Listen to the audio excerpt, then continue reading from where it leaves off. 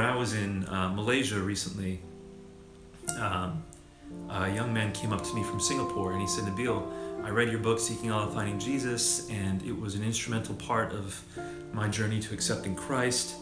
And I just really wanted to thank you for writing this book. But when you were diagnosed with stage 4 stomach cancer, that really shook my faith. And now I really don't know what to believe anymore. Honestly, a person came to me and said this.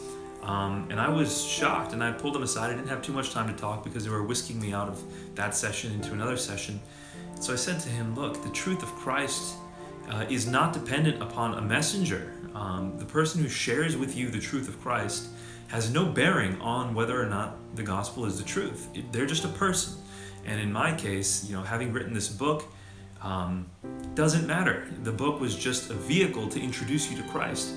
I am just a vehicle, a messenger, and if I get struck down or if I get killed by some random person, that doesn't make the message any less true.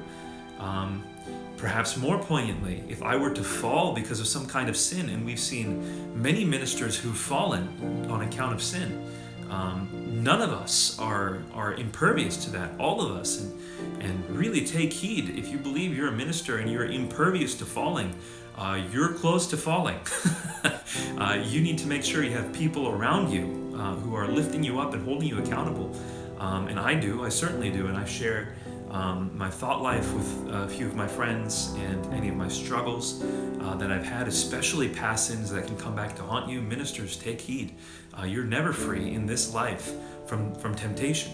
And so, if I were to fall someday, and Lord willing, I never will, but were I to, that wouldn't make this message any less true. The message of Christ is true apart from the reliability of those who are called to be his messengers. In fact, to become his messenger, you kind of have to admit that you're a sinner and that you're living under his grace and his blood. You kind of have to admit that you're broken before you can even truly be a recipient of the gospel. To that young man, I just want to reiterate, if something happens to me, that doesn't change the truth of this message.